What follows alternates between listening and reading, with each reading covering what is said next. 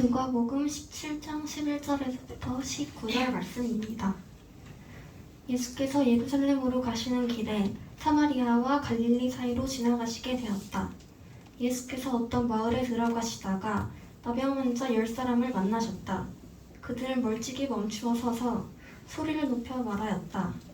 예수 선생님, 우리를 불쌍히 여겨주십시오. 예수께서는 보시고 그들에게 말씀하셨다. 가서 제사장들에게 너희 몸을 보여라. 그런데 그들이 가는 동안에 몸이 깨끗해졌다. 그런데 그들 가운데 한 사람은 자기의 병이 나은 것을 보고 큰 소리로 하나님께 영광을 돌리면서 되돌아와서 예수의 발 앞에 엎드려 감사를 드렸다. 그런데 그는 사마리아 사람이었다. 그래서 예수께서 말씀하셨다. 10사람이 깨끗해지지 않았느냐? 그런데 9사람은 어디에 있느냐? 하나님께 영광을 돌리러 되돌아온 사람은 이 이방 사람 한 명밖에 없느냐? 그런 다음에 그들에게 말씀하셨다. 일어나서 가거라. 네 믿음이 너를 구원하였다. 이는 우리에게 주신 하나님의 말씀입니다. 하나님 감사합니다.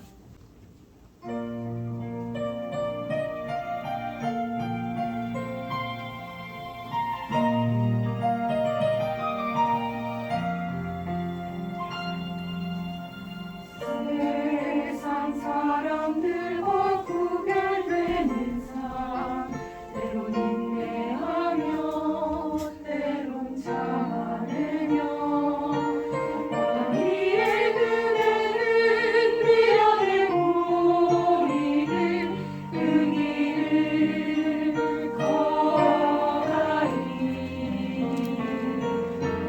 주의 자녀로 살아가는 우리 때로는 길로 걸어가지 못하지만 지치고 넘어져도 다시 일어설 수 있는 주님의 손을 잡고 계시네.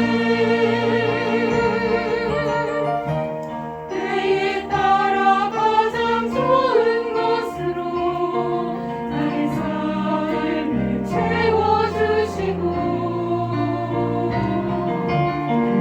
험하고 고난 길도 걷게 하시어 나를 더욱 강하게 하시네. 어두운 세상 속에서 나의 주님 바라볼 수 있는 눈을 주소서. 주의 음성 들을 수 있는 길을 허락하소서. 나의 삶에 주 함께 하소서.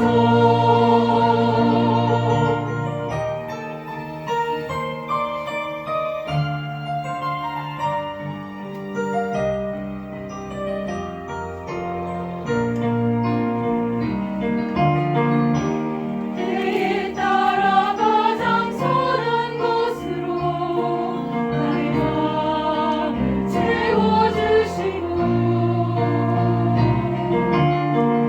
눈물과 역경의 길 걷게 하시어 귀한 축복을 알게 하시네.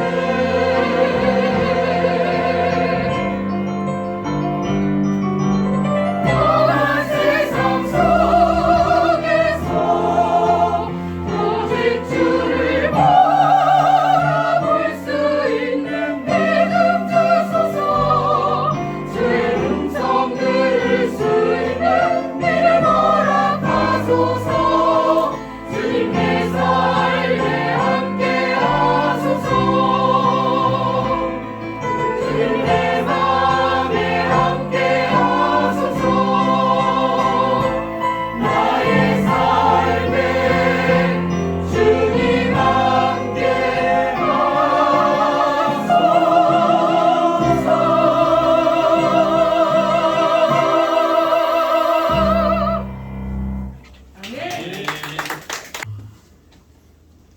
오늘 이번 주에 부를 찬양 제목이 무엇인지 알아보기 위해서 김경호 선생님한테 연락했더니 나의 기도 이 찬양한다면서 링크를 보내주셨는데 분당 우리 교회 그러니까 찬양대 한 50명, 100명 정도 되려나요?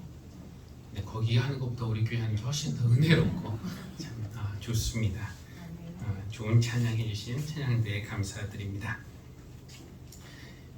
생각해 보면은 나에게 감사할 일이 10가지가 넘는데도 한 가지만 기분 나쁜 일이 생기면은 감사하고 싶은 마음이 싹 달아납니다. 오늘 내가 이렇게 살아있다는 것도 감사하죠.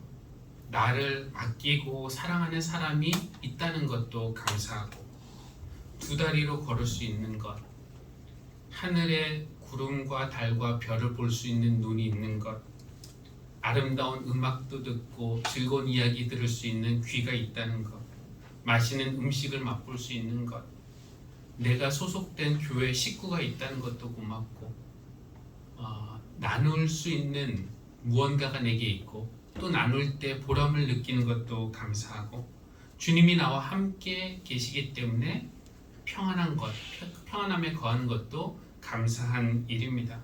이렇게 감사할 이유가 많다가도 어느 순간 누군가에게 기분 나쁜 소리를 듣거나 억울한 지출이 생기거나 사촌이 땅 샀다는 소리를 들으면은 이 10가지 감사의 이유가 사라진 것은 아닌데 갑자기 하나도 생각이 나지 않습니다. 감사하기 싫어지는 거죠. 그러니까 모든 일에 감사하라는 그 성경의 말씀대로 사는 것이 얼마나 어려운지 느낄 수 있습니다. 감사하는 마음이 우리 안에 딱 자리 잡고 있으면 여러 가지 유익이 있습니다. 일단 감사하면 내 안에 불평과 짜증은 줄어들고 또 자족하게 되어서 그 상태를 유지하고 있으니까 또 행복이 넘칩니다. 또 사람과의 관계에 있어서도 감사하다는 그런 인사가 오가면은 그 관계가 더 원만해지고 또 풍성해집니다. 하나님과의 관계에 있어서도 마찬가지겠죠. 우리가 하나님 고마운 줄 알 때, 그 고마움을 하나님께 표현할 때 하나님은 우리에게 뭐 더 줄 게 없나 이렇게 찾아보실 정도로 그 우리의 고마운 마음을 기쁘게 받으실 줄로 믿습니다. 그래서 이 감사의 유익을 아는 어른들은 자녀들에게 어렸을 때부터 감사를 가르쳐요. 꼭 고맙다고 말씀드려라. 감사하다고 인사해라. 이 미국에서 보니까 특별히 잘하는 것 같은데, 어린아이에게 어른이 무언가를 해주려고 하면은 그 옆에 있는 부모가 꼭 이렇게 말해요. 뭐라고 말하지? 그럼 애들이 감사합니다 이렇게 인사를 합니다. 그러니까 어렸을 때부터 Thank you라는 그 말을 입에 달고 다니도록 그렇게 교육을 하는 것 같습니다. 레위기 7장에 보면은 여러 종류의 제사들이 있는데 그 중에서 감사해서 드리는 화목제사라는 것이 있습니다. 감사제라고도 하는데요. 그 다음에 몇 절 뒤에 그저 바치고 싶어서 스스로 바치는 제물에 대해서 따로 설명이 되어 있는 걸 보면은 이 앞에 나온 감사제는 의무사항이었던 것으로 여겨집니다. 그러니까 여러 가지 감사 그 제사의 종류가 있지만 이스라엘 백성이라면은 의무적으로 하나님께 감사를 드리는 그 제사를 드려야 했는데, 이것은 무엇보다도 교육적인 효과, 감사에 대해서 교육하는 것으로 보입니다. 그러니까 부모가 아이에게 감사를 가르치듯이 하나님도 하나님의 백성에게 감사할 줄 알아야 된다 이러면서 가르치시는 거예요. 저도 감사는 가르쳐야 된다. 그러니까 스스로 깨우칠 때까지 그냥 놔뒀다가는 평생 감사할 줄 모르는 사람이 될 수도 있다고 생각하지만, 그렇다고 평생 쫓아다니면서 감사해라 이렇게 잔소리할 수도 없고, 또 누군가에게 감사하라고 강요할 수도 없는 일이죠. 진정한 감사는 어떤 감사입니까? 누가 시키지 않아도 그 고마움을 느끼고 정말 고마워서 자발적으로 감사하는 그런 감사가 진정한 감사입니다. 주님은 그렇게 자발적으로 감사하는 것을 기뻐하신다라는 것을 오늘 누가복음 우리가 읽은 본문이 우리에게 보여주고 있어요. 우리가 지금 주일에 계속해서 누가복음에서 읽고 있는데요. 누가복음은 예수님이 갈릴리를 떠나서 예루살렘에 가시는 그 길 위에서 벌어진 일들을 상당히 비중 있게 다룹니다. 다른 책들과 비교할 때 예를 들어 마가복음 같은 경우에는 예수님의 갈릴리 활동이 앞부분이고 뒤에는 예루살렘에서의 순환, 이것이 이제 두 파트로 이렇게 마가복음이 이루어졌다면은 누가복음은 예수님의 갈릴리 활동과 예루살렘의 순환 이야기 그 중간에 갈릴리에서 예루살렘으로 올라가는 그 길 위에서 벌어진 일들, 가르침과 사건들을 우리에게 길게 들려주고 있습니다. 장수로 따지면은 1장부터 9장까지가 갈릴리 활동이고 그다음에 20장에서 24장 마지막 장까지가 예루살렘에서의 순환, 그 가운데 9장 뒷부분부터 거의 10장부터 19장까지 상당히 길죠. 예수님이 그 가는 길 위에서 행하셨던 일과 가르쳤던 가르침을 우리에게 들려주고 있습니다. 그럼 이 중간 부분에서 누가복음이 우리에게 가르쳐주는 주제는 무엇이냐면은 제자도입니다. 예수님을 따르는다는 것의 그 의미가 무엇인지, 예수님을 따르는 사람들이 치러야 하는 대가는 무엇인지, 예수님을 따르는 제자들이 선택하며 살아가야 할 삶의 방식은 무엇인지, 이런 것을 우리에게 가르쳐주고 있습니다. 그런데 특이한 점은 이 참된 제자에 대한 가르침인데 사마리아 사람이 참된 제자의 모범, 신앙의 모범으로 나온다는 겁니다. 이건 매우 특이한 일이에요. 그러니까 10장에서 그 강도 만난 사람을 도와줬던 사람은 사마리아 사람이었고, 오늘 본문에서 10명의 나병 환자가 있었는데 그 중에서 돌아와서 예수님께 감사를 드린 유일한 사람이죠. 그 사람도 사마리아 사람이었습니다. 사마리아 사람이 제자의 모범으로 제시되고 있는 거예요. 근데 보통 유대인들에게 사마리아 사람은 이 멸시와 조롱의 대상이었습니다. 혈통의 순수성을 잃었다는 이유로 유대인들은 사마리아 사람들을 늘 천대하고 멸시했어요. 그런 하찮은, 우리와 상종 못할 그런 사람이 신앙의 모범으로 제시된다? 이것은 유대인들에게는 정서적으로 받아들이기 힘든 일이었고요. 심지어 모욕적인 일이기까지 했습니다. 가장 모범적인 사람이 있다면 그 사람은 유대인이어야지 사마리아 사람이 가장 모범적인 사람이라니, 이거 받아들이기 어렵다는 거 주님도 잘 아셨지만, 그러나 주님은 그들을 제자도의 모범으로 제시하는 일을 주저하지 않으셨어요. 왜 그러셨을까요? 그것은 우리의 편견을 깨기 위해서일 것입니다. 인종, 피부색, 성별, 나이, 교육 수준, 경제력, 사회적인 지위 등 이런 많은 요인들이 어떤 편견의 요인으로 작용하지만, 우리가 그런 이유로 우리는 정결한 사람, 저들은 부정한 사람, 우리는 괜찮은 사람, 저들은 하찮은 사람, 이렇게 생각하는 편견이 내 안에서 무너지지 않는 한 우리는 모든 사람을 차별 없이 다 받아들이는 그 하나님의 넓은 마음에 다 닿을 수 없는 것입니다. 우리가 이 세상에서 예수님의 제자로 살아간다는 것은 무엇이냐? 그런 우리에게 요구되는 것은 바로 편견 없는 마음이라고 할 수 있겠습니다. 그런 넓은 마음이 우리 모두에게 있기를 바랍니다. 제자들에게 또 요구되는 것이 믿음인데요.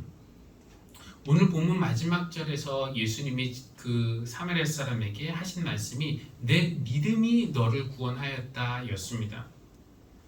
그러니까 사마리아 사람은 우리에게 믿음의 본을 보여주고 있는데, 근데 그가 보여준 믿음이라는 것이 구체적으로 어떤 믿음인가요?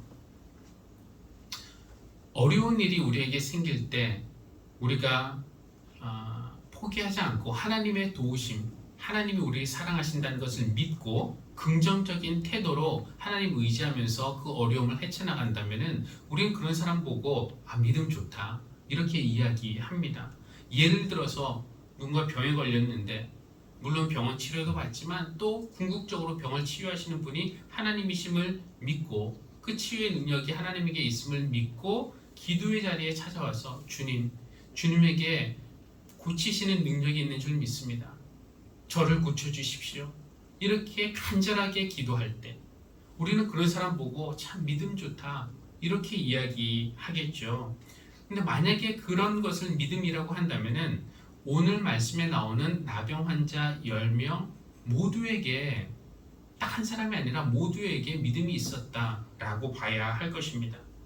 이 10명 모두 다른 곳이나 다른 사람 찾아가지 않고 예수님 찾아왔잖아요.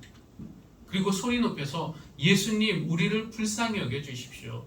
우리를 고쳐주십시오. 이렇게 애원하지 않았습니까?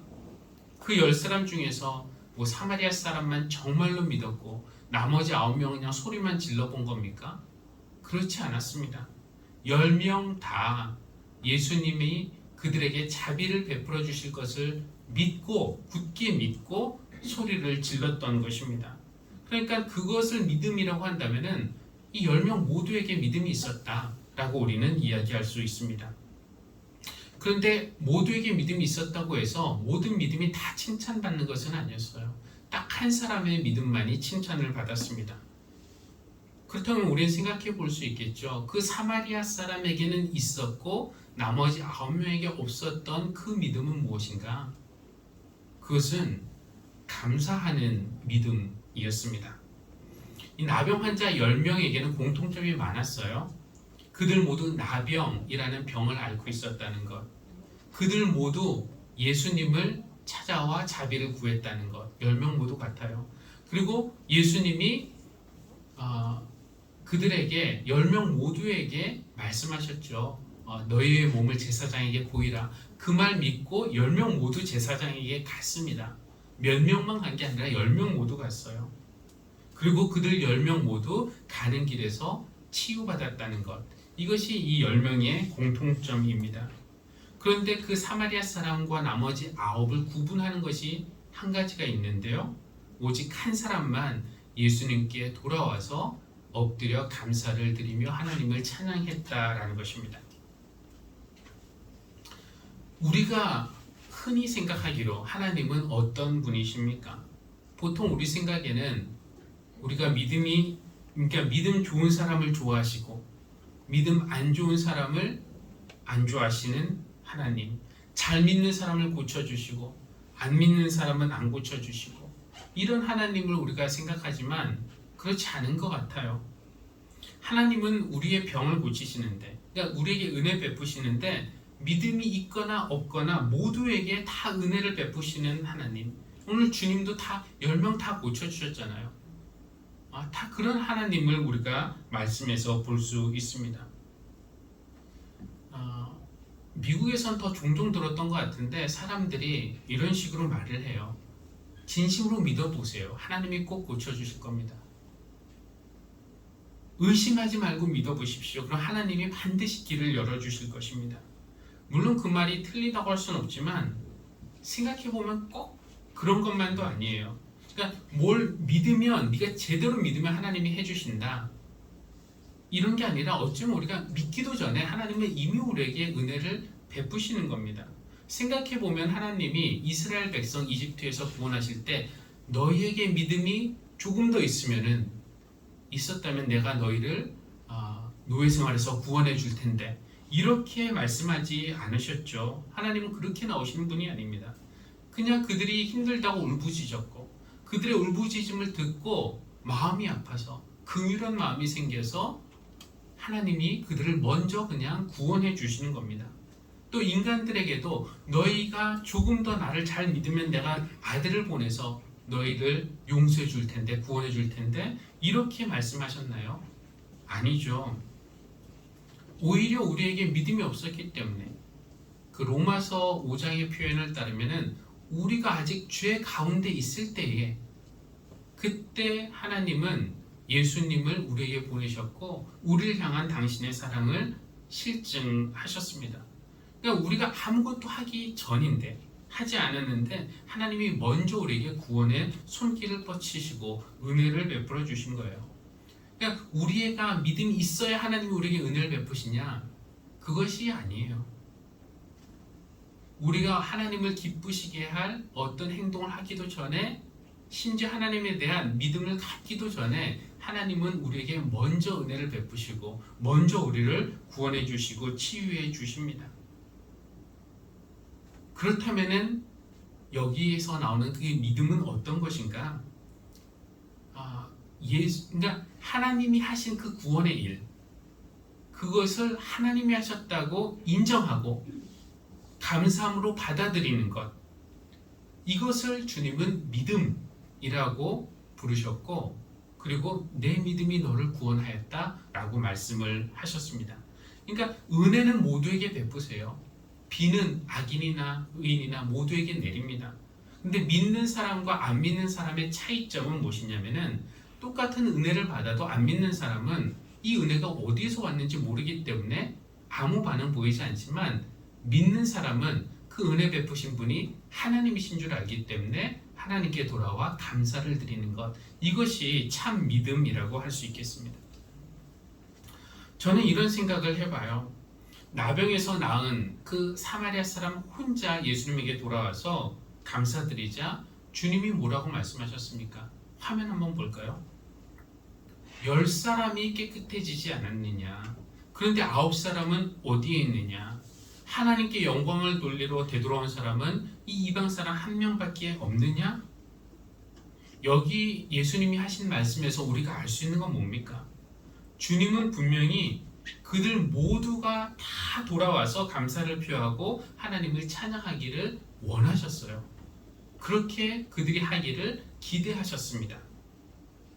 그렇다면 처음부터 그들에게 가서 너희의 몸을 제사장에게 보여라, 이 말씀만 하지 말고 가는 길에 너희의 몸이 나을 것이다, 제사장이 너희 몸이 나았다고 선언하면은 다시 나에게 돌아와라, 돌아와서 감사하고 하나님을 찬양하라, 이렇게 미리 말씀하셨더라면은 10명 다 돌아오지 않았을까요? 돌아올 생각을 차마 하지 못했던 사람도 돌아오라고 하셨지 하고 돌아왔을 것이고, 돌아가는 대신 다른 곳에 먼저 가고 싶던 사람은 그래도 예의상 돌아오지 않았겠습니까? 그들 모두 돌아와서 고마움을 표하고 하나님께 영광 돌리기를 하나님이 원하셨다면 처음부터 그렇게 그냥 시키시지, 가르쳐 주시지. 그런데 주님은 그들이 돌아와서 고마워하며 하나님께 영광 돌리기를 원하셨지만 그렇게 시키지는 않으셨습니다. 왜일까요? 자발적인 감사를 원하셨기 때문 아니겠습니까? 그냥 주님은 그들이 알아서 자원해서 오기를 기다리셨던 겁니다. 주님이 시켜서가 아니라 그들 마음에서 우러나와서 정말 고마워서 감사하기를 원하셨고 기다리셨던 거예요. 지난 주일에 남성교회가 교회 앞 전도를 하기로 했다고 그렇게 광고하면서 제가 목회자로서 원했던 것이 바로 이런 그림이었다라고 말씀드린 적이 있었죠. 그러니까 자발적으로 하는 것. 그냥 교회에서 전도반 만들고 전도 반장 세우고 몇 시부터 몇 시까지 전도하라고 시키고 끝나면 보고하라고 교회에서 시킨 적이 없어요. 순전히 자발적으로 시작한 것입니다. 근데 이 전도뿐만 아니라 올해부터 시작한 찬양대도 교회에서 찬양대 만드십시오 이렇게 시킨 적 없습니다. 다 찬양하고 싶어서 자발적으로 그렇게 시작한 것이었습니다. 주중에 하는 성경 공부도, 새벽 기도도, 수요일 저녁 예배도, 주일 예배도, 그리고 여러분이 드리는 11조도, 선교 헌금도 웬만한 거 교회에서 강요하지도 않고 시키지도 않고 여러분이 그냥 자발적으로 하시는 겁니다. 근데 물론 교인들이 그렇게 하기를 원한다면은 교회에서 가르치고 목사가 요구하고 강조하고 체크하고 이런 것이 훨씬 더 빠른 길일 겁니다. 집사, 권사, 장로 직분 받기 위해서 이거 해야 된다고 정하고 전화하고 신방하고 권면하고 확인하고 그렇게 하면은 새벽 기도회에 한 명이라도 또 수요 저녁 예배, 주일 예배에 한 명이라도 더 나오겠죠. 헌금도 한 명이라도 더 드리겠죠. 그러나 천천히 가더라도 하나님 말씀 꾸준히 가르치고 선포하고 또 기도하고 기다리다 보면은 주님의 은혜에 반응해서 자발적으로 시켜서가 아니라 하고 싶어서 예배하고 기도하고 찬양하고 선교하고 이렇게 되지 않겠습니까? 그냥 누군가가 시켜서 내가 수동적으로 한다? 그럼 할 수는 있어요. 그러나 그 시키는 사람이 사라지면은 나는 하던 일을 그냥 멈추게 되는 겁니다. 그러나 성령님이 내 안에 하고 싶은 마음을 부어주시면은 그것은 내가 누가 시켜서가 아니라 그냥 성령님이 시키는 거죠. 내가 하고 싶어서 하게 되는 겁니다. 그런 사람은 누가 하라고 하든 말라고 하든 계속 하게 되는 거예요. 그러니까 내 안에 그런 믿음이 있으면은 그 믿음은 그 사람과 함께 평생을 가는 것입니다. 하나님은 그런 믿음을 기뻐하시는 줄 믿습니다. 그래서 누가 시켜서 감사하는 것이 아니라 정말 그 하나님에 대한 고마움이 느껴져서 하나님의 은혜가 느껴져서 마음으로부터 하나님께 감사할 수 있는 그런 감사의 믿음이 우리에게 있기를 바랍니다. 그런데 자발적으로 감사할 수 있는 그 믿음을 갖기 위해서는 먼저 가져야 되는 것이 뭐냐면은 보이지 않는 것을 보는 그 눈이 필요해요. 믿음의 눈. 이 사마리아 사람은 제사장이 가다가 자신의 몸이 깨끗해지는 것을 보았어요. 근데 뭐 사마리아 사람만 봤겠습니까? 나머지 9명도 같은 현상을 보았습니다. 자기 몸이 깨끗해지는 것을 봤어요. 모두 다 그런 초자연적인 비현실적인 현상을 보면서 깜짝 놀라면서도 기뻐했을 겁니다. 그런데 제 상상이지만 그 9명은 자기에게 사로잡혀 있었습니다. 나았다. 내가 나았다. 이 자기가 나은 것에 사로잡혀 있었지만 이 사마리아 사람은 나를 낫게 해주신 분을 생각하고 그분을 보고 있는 것입니다. 그러니까 많은 사람이 선물을 받으면 기뻐하죠. 그런데 선물에 집중하느라 선물 주신 분을 오래 기억하지 못합니다. 금방 잊어버려요. 그러니까 감사하는 것도 금방 잊어버리죠. 마찬가지로 삶에 절박한 문제가 있을 때 그때는 하나님을 찾으며 기도하지만 그 절박한 문제가 해소되고 나면은 그 문제를 해결해 주신 분을 금방 잊어버립니다. 정말로 선물을 기억하는 것이 아니라 선물 준 사람을 기억하는 사람, 문제를 해결해 주신 그 분을 기억하는 사람은 몇 명이나 될까요? 오늘 10명 중에 1명이라고 나와 있는데 정말 이 정도가 그렇게 하지 않을까 싶은 생각이 들어요. 그러니까 이 10명 중에 1명이라는 것은 어쩌면 우리를 보여주는 그런 거울이라고 할 수도 있겠습니다. 저도 설교 준비하면서 생각해 보니까 좀 반성이 되더라고요. 여러 사람의 호의를 받지만 그리고 고마움을 느끼는데 그 고마움을 전부 다 표현하지 않고 넘어갈 때가 있고요. 때로는 때를 놓치는 그런 때도 있고, 근데 사람에게만 그런 것이 아니라 하나님에게도 그렇고 부모님의 어떤 고마움, 그 교인들에게 대한 고마움 이런 것도 고마움을 느끼지만 표현하지 못하고 넘어갈 때가 종종 있습니다. 오늘 찬양대가 부른 그 찬양 나의 기도 가사에 보니까 이런 부분이 있습니다. 한번 화면 볼까요? 때에 따라 가장 좋은 것으로 나의 삶을 채워주시고 험하고 고난 길도 걷게 하시어 나를 더욱 강하게 하시네. 어두운 세상 속에서 나의 주님 바라볼 수 있는 눈을 주소서.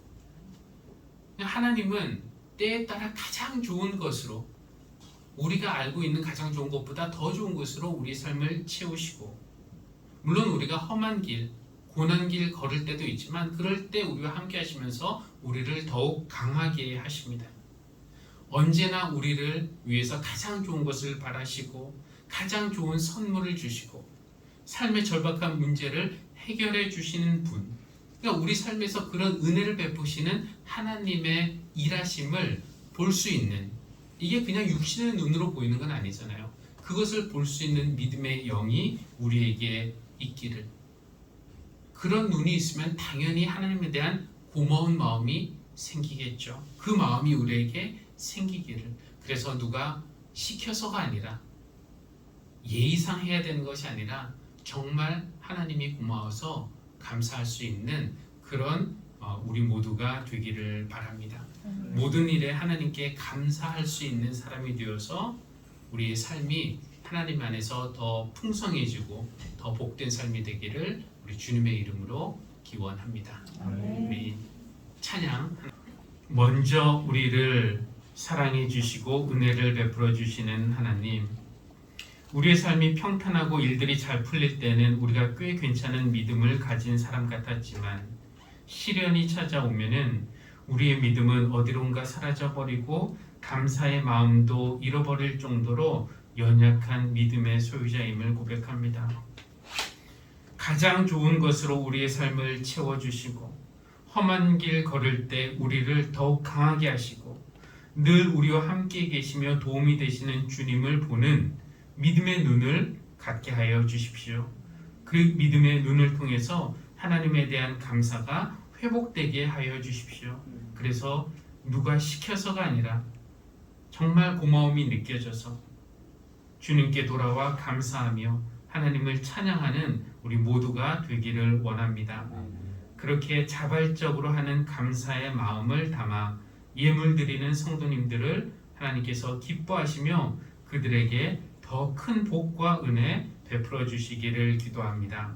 이 예물이 하나님 뜻에 맞게 사용되어지는 곳마다 우리 주님의 사랑과 은혜가 더 널리 이 세상에 퍼져나가게 하여 주시고 구원받는 이들을 하나님께서 더 모아주시기를 간구합니다. 예수님의 이름으로 기도합니다. 아멘.